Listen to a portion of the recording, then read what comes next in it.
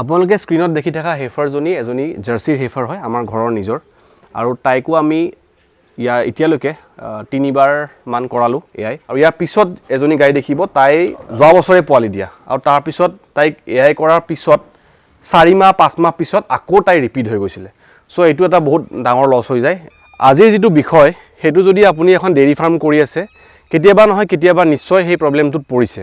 আজি আমি কথা পাতিবলৈ গৈ আছো repeat breeding in dairy animals মানে আপোনাৰ ডেইৰী ফাৰ্মখনত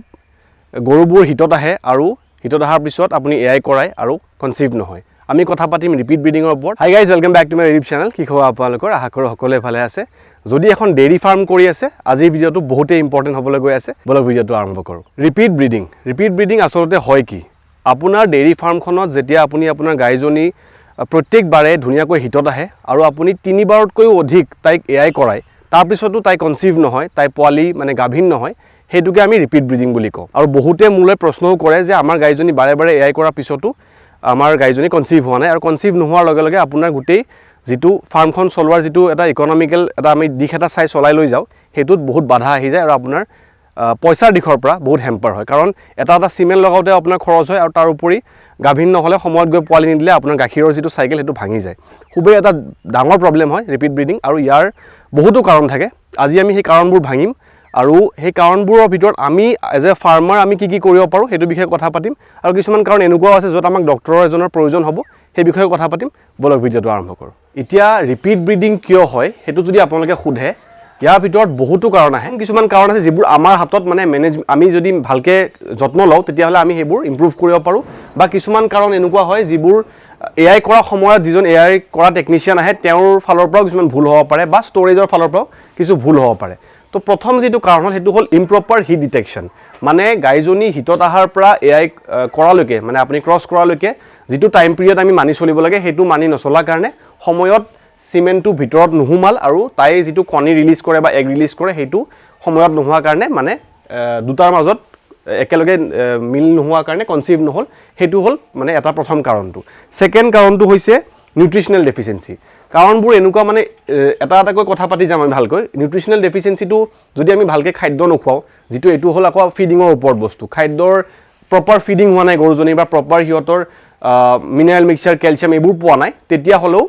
আপোনাৰ গাইজনী সময়ত হিটত নাহিব পাৰে সো এই প্ৰথম দুটা কাৰণ আমাৰ হাতত আছে যিবোৰ আমি একচুয়ালি ইমপ্ৰুভ কৰি আমাৰ গৰুটো ৰিপিট হ'বলৈ পৰা ৰখাব পাৰো মানে নোহোৱাৰ পৰা তো এইটো বস্তু হল প্ৰথম দুটা কাৰণ হল আমাৰ হাতত ইয়াৰ পিছত আহিল কিছুমান যিবোৰ আপুনি ঠিক কৰিব নোৱাৰিব পাৰে যেনে হল ইউটেৰাইন ইনফেকশন থাকিব পাৰে কিবা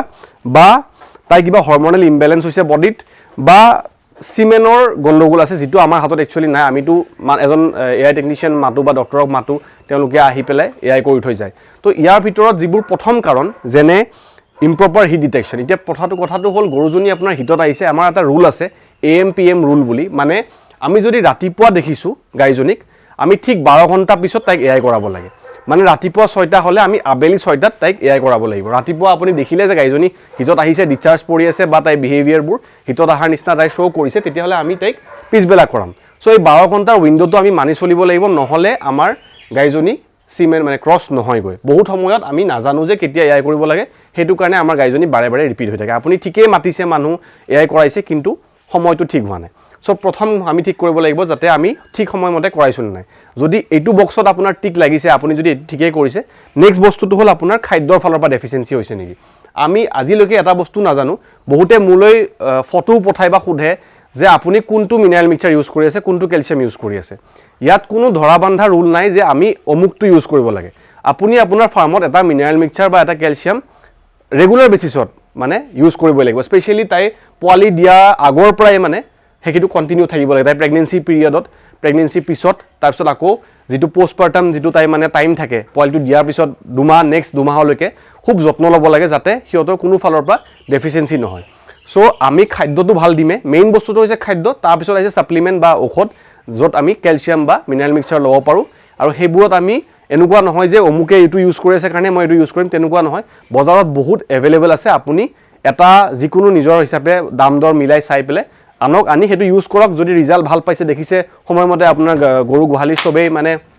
এআই ঠিকে সময়ত হৈ গৈছে তেতিয়া হলে হেতুকে ইউজ কৰি থাকক এতিয়া এটা সিমেন্ট বনাৰ পিছত মানে আপোনাৰ যেতিয়া মানুহজনে আপোনাৰ AI টেকনিচিয়ান দাদাজনে বা যোনে লৈ আহে তেওঁ যেতিয়া আপোনাৰ সিমেন্টটো লৈ আহি আপোনাৰ ঘৰত মাৰে আমাৰ ক্ষেত্ৰত মই দেখিছো যোৱা বছৰ ৰিপিট ব্ৰিডিঙৰ বহুত প্ৰবলেম আহিছিল আমাৰ বহুত নতুন নতুন ধুনীয়া ধুনীয়া হেফাৰ আছিল আৰু হেফাৰৰ লগতে যিবোৰ সেই বছৰ মানে সেই টাইমত পোৱালি দি উঠা গৰু প্ৰত্যেক 2 মাহৰ 3 মাহৰ মূৰে মূৰে যেতিয়া পোৱালি হ'ল তেতিয়া সময়ে সময়ে গোটেইবোৰ গৰুৱে ৰিপিট কৰিছিল মানে তো এইটো কিয় হৈছিল মই এটা বস্তু হয় যে সিমেন্টডাল আপোনাৰ বহুত যদি ভালকে ষ্টৰেজ কৰে মানে -196 ডিগ্ৰী সেলসিয়াছত আমাৰ সিমেন্টটো নাইট্ৰজেনৰ টেংকিত থাকিব হেতু যদি থাকে তেতিয়া হলে 20 বছৰ 40 বছৰলৈকে পৰ্যন্ত আমাৰ সিমেন্ট ধুনিয়াকে থাকিব কিন্তু যেহেতুকে হেতু ম্যানুয়ালি সদায় ৰিফিল কৰি থাকিব লাগে তো সময়ে সময়ে নিশ্চয় কেতিয়াবা হে কোল্ড চেইনটো ব্ৰেক হৈ যায় আৰু কোল্ড চেইনটো ব্ৰেক হৈ গলে আপোনাৰ সিমেন্টৰ একো কাম নোহোৱা হৈ যায় সো পাৰিলে মই এটা বস্তু দেখিছিলো মই এটো ক'ব যোৱা নাই যে হেতুৱে হ'ব পাৰে কাৰণ কিন্তু মই দেখিছিলো যে আমাৰ যিবোৰ প্ৰবলেম যেতিয়া হৈ আছিল তেতিয়া সিমেন্টডালত চাব এটা ডেট লিখা থাকে এটা বছৰ ডেট লিখা থাকে সো 2019 ৰ এটা ডেট লিখা আছিল আৰু প্ৰায় যিমান সিমেন্ট আমি খিনি সময় ইউজ কৰিছিল তেতিয়া হেবোৰ সব 2019 ৰ আছিল আৰু আমি কৰিছিলো 2025 ত তো মানে এই যেটো টাইম পিৰিয়ড আছে এই 5 বছৰ 6 বছৰৰ ভিতৰত সিমেন্টটো নিশ্চয় কেতিয়াবা মানে কোল্ড চেইনটো ব্ৰেক হৈ সাগে সময়মতে ভালকে হ্যান্ডলিং হোৱা নাই সো হেতু যদি হৈছে তেতিয়া হলে আপোনাৰ প্ৰবলেম হ'ব পাৰে তো পাৰিলে মানে চেষ্টা কৰিব যে সিমেন্টটো মানে বহুত যাতে পুৰণা নহওক একদম মানে এটা এটলিষ্ট মানে 2-3 বছৰৰ ভিতৰত থাকিলে মোৰ হিচাপত ভাল হয় তো কিন্তু হেতু আপোনাৰ হাতত নাথাকে যদিও আপুনি ক'ব পাৰে মানুহজনক যিজনে AI কৰিব আহে যে সিমেন্টটো বেছি পুৰণা নহয় বা মানে অলপ জানিবলৈ চেষ্টা কৰিব পাৰে যদিও 100% আমি গম নাপাও তথাপি পাৰিলে বহুত পুৰণা সিমেন্ট লগাব নালাগে মানে বহুত বছৰ পুৰণা কাৰণ ইয়াৰ মাজত বহুত বাৰ টেংকিটোত আকৌ হেগ হৈছে নাইট্ৰজেন আকৌ ভৰাইছে সো এটো এটা কাৰণ হৈ গল বাকি আমি অলপ আগলৈ আহি আৰু কথা পাতিম হেফালে এই বিষয়টোৰ ওপৰত সো এই প্ৰথম দুটা কাৰণ আমাৰ হাতত থকা ভিতৰত আছে ইয়াৰ পিছত হল কিছুমান যিবোৰ আমি উপৰে উপৰে গম নাপাও তো যদি আপোনালোকৰ এইবিলাক প্ৰবলেম হৈ থকা নাই আপুনি যদি ভালকে খাদ্য দি আছে আপোনাৰ যদি AI কৰা বস্তুটো আপুনি দেখিছে যে সিমেন্টও ঠিকে আছে বা আপুনি গম পাইছে সোৰ্সৰ পৰা যে মানে সিমেন্ট ঠিকে আছে বা তেওঁ কৈছে যে আমি পাৰালৈকে ভালকে আনিছো সো এইগিটাৰ পিছত আপোনাৰ এনেকুৱা হ'ব পাৰে ইউটেৰাইন ইনফেকশন থাকিব পাৰে কিবা মানে গাইজনীৰ ভিতৰত কিবা ইনফেকশন হৈছে যেটো কাৰণে মানে তাই কনসিভ হোৱা নাই সো হেতু কাৰণে আপুনি তেতিয়া এজন ভেটেনাৰী সহায় ল'ব লাগিব ডক্টৰৰ কাৰণ বহুত সময়ত কিছুমান ডিসচাৰ্জ উলাই থাকে গাইজনীৰ আৰু হেখিনি সময়ত আমি দেখি আছো যে হিতটো তাই আহে আৰু ক্ৰছ হোৱা নাই সময়মতে সো হেনুকা হলে আপুনি এজন ভাল ডক্টৰৰ পৰামৰ্শ ল'ব যদিও আপোনাৰ মানে অলপ আপুনি এভেইলেবল মানে প্ৰ্যাকটিক্যাল সিচুৱেচনৰ কথা কৈ আছো বহুত সময়ত আমাৰ ডক্টৰ তেনেকুৱা নাথাকে বা আমাৰ হস্পিটেলৰ সুবিধা গাঁৱে গয়ে হেনুকা ধৰণকে নাইও তথাপি যিখিনি আছে আমি পাৰালৈকে এজন ডক্টৰৰ লগত অলপ কনসাল্ট কৰা দৰকাৰ আৰু পাৰিলে অলপ খানাপাৰাৰ যদি আপুনি সম্ভৱ হয় তেতিয়াহলে খানাপাৰা ভেটেনাৰী ডক্টৰৰ লগত কথা পাতাৰো যদি সুবিধা হয় পাতিব পাৰে কাৰণ আমাৰ ডেইৰী ফাৰ্মখন আমাৰ কাৰণে সকলো হয় যেহেতু হেতু কাৰণে আমি মানে চেষ্টা কৰিব লাগিব যাতে কোনো দিশ এনেকুৱা থাকি না যায় যত আমি মানে এটা প্ৰয়াস কৰা নাই চেষ্টা কৰা নাই ঠিক কৰিবলৈ বস্তুটো সো থাৰ্ড কাৰণটো হৈ গল ইউটেৰাইন ইনফেকশন যেটো তাৰ ভিতৰত থাকিলে হেতু গৰুৱে ডক্টৰে আহি পেলাই মানে গাইজনীৰ ওয়াশ কৰি দিব গুটে বস্তুটো মানে ভালকে হাত ভৰাই গুটে যেটো এটা প্ৰসেস থাকে মেডিকেল হেতু হিচাপে কৰিব ট্ৰিটমেন্টটো আৰু তাৰ পিছত বহুত সময়ত ঠিক হৈ যায় আৰু ইয়াৰ পিছত কিছুমান ইনজেকশনও আহে এনেকুৱা যিবোৰ হৰমোনাল ইনজেকশন হয় যিবোৰে মানে এই ইমবেলেন্সটো ঠিক কৰায় সো এটা হল ইনফেকশনৰ কথা এটা হল হৰমোনাল ইমবেলেন্সৰ কথা তো এইখিনি হল ডক্টৰৰ হাতত যেটো আপুনি কৰিব নোৱাৰে বাট এজন ডক্টৰৰ ভাল ডক্টৰৰ পৰামৰ্শ ল'ব পাৰে আৰু মানে এনেকুৱা ধৰণৰ প্ৰবলেমবোৰ ইমান এটা নহয় মানে সহজে ইনফেকশন নহয় সহজে আপোনাৰ হৰমোনাল ইমবেলেন্স নহয় সো হেতু কাৰণে মানে যিখিনি বেসিক আমাৰ প্ৰথমতে বস্তু যেটো ম্যানেজমেন্টাল আমাৰ হাতত আছে দানা ভালকে দিয়া বা মিনাৰেল মিক্সচাৰ ভালকে দিয়া বা AI টো ঠিকমতে সময়মতে হৈছে না নাই হেগিটা বস্তু আমাৰ একদম হাতত আছে আৰু ইনফেকশন কেতিয়া হ'ব যেতিয়া আপোনাৰ ফাৰ্মখন লেটৰা হৈ থাকে তো যদি আপোনাৰ ফাৰ্মখন লেটেৰা হৈ আছে তেতিয়া হলে যিকোনো ধৰণে ইনফেকশন হ'ব পাৰে বা পোৱালি দিয়াৰ পিছতে জলখন উলাইছে পোৱালি দিয়াৰ পিছত হেতু সময়ত মানে ইনফেকশনটো তাই হোৱাৰ চান্স থাকে সো হেতু কাৰণে হেইবিলাক বস্তু আমি চাব লাগিব তো প্ৰথম কাৰণটো আমি কথা পাতিলো যে AI টাইমিংটো তাৰ পিছত আমি কথা পাতিলো যে খাদ্যৰ ফালৰ পৰা যেটো হিয়তৰ প্ৰপাৰ নিউট্ৰিশনটো আৰু থাৰ্ড বা ফোৰ্থ কাৰণটো হল হিয়তৰ ইমপ্ৰপাৰ মানে বডিত কিবা হৰমোনাল ইমবেলেন্স আৰু নহলে ইউটেৰাইন ইনফেকশন এইগিটা হৈ গল চাৰিটা কাৰণৰ কথা পাতিলো আৰু সিমেন্টৰ কথাটো তাৰ মাজতে সোমাই গৈছে সিমেন্টটো আমি চাব লাগিব ভাল সিমেন্ট হয় না নহয় মই যেটো নিজৰ পাৰ্সোনাল এক্সপেৰিয়েন্সৰ পৰা দেখিলো অকল আমাৰ কেছৰ কথা কৈছো মই প্ৰত্যেকটো মানুহৰ এনেকুৱা নহব পাৰে কিন্তু সিমেন্টৰ গণ্ডগোলৰ কাৰণে মই দেখিলো যে আমাৰ গৰুগিটা কনসিভ হোৱা নাছিলে কাৰণ এজনী দুজনী গৰুত হ'ব পাৰে কিন্তু যেতিয়া গুটে গোহালিটোৰ প্ৰত্যেকটা গৰুৱে মিস কৰিব আৰু দুবাৰ তিনিবাৰ মিস কৰিব তেতিয়া মানে অলপমান কুৱেশ্যন মাৰ্ক এটা আহি যায় চিমেনৰ ক্ষেত্ৰত আৰু মই তেতিয়া দেখিলোঁ যে তাৰ পিছতে যেতিয়া নতুন চিমেন আহিল মানে অলপ ৰিচেণ্ট বছৰৰ আহিল 2019 নহয় পেলাই 2024 চিমেন আহিল তো তেতিয়া দেখিলোঁ লগে লগে তাৰ পিছতে কনচিভ হোৱা ষ্টাৰ্ট হৈ গ'ল বাট সেইখিনি সময় বহুত লছ কৰি গ'ল ফাৰ্মখনত আৰু সেনেকৈ প্ৰত্যেক মানুহজনৰে লছ হৈ যায় চ' এইখিনিয়ে হৈ গ'ল আমাৰ মানে বেছিক প্ৰব্লেমবোৰ আৰু সলিউশ্যনৰ ভিতৰত আমি কি কৰিব পাৰোঁ এজন ভাল ডক্টৰৰ পৰামৰ্শ ল'ব পাৰোঁ নিজে চাব পাৰোঁ গোটেই বস্তুবোৰ মেনেজমেণ্টটো যে ঠিকে আছে নাই সময়ত আমি কৰিছোঁ নে নাই এয়াই আৰু থাৰ্ড হৈ গ'ল চাফ চিকুণতাটো মেইনটেইন কৰিলোঁ চ' এইখিনি মানে বেছিক বস্তু তাৰপিছত আমি পেলু ড্ৰপটো টাইমমতে দিব লাগিব আৰু ভেকচিনেশ্যনবোৰো সিহঁতৰ সময়মতে কৰাব লাগিব কিছুমান বেমাৰৰ কাৰণেও সিহঁতৰ ভিতৰত এই ইনফেকশ্যনবোৰ হৈ থাকে আৰু সেইবোৰৰ ভেকচিনেশ্যন যিটো প্ৰপাৰ ভেকচিনেশ্যন চিডিউল সেইটোৰ ওপৰতো মোৰ পুৰণা ভিডিঅ' আছে কিন্তু লাগিলে মই আকৌ বনাম আপোনালোকে যদি বিচাৰে প্ৰপাৰ এটা ভেকচিনেশ্যন চিডিউলৰ ভিডিঅ' এটা বনাম য'ত আমি ইন ডেপথ কথা পাতিব চেষ্টা কৰিম ভেকচিনৰ ওপৰত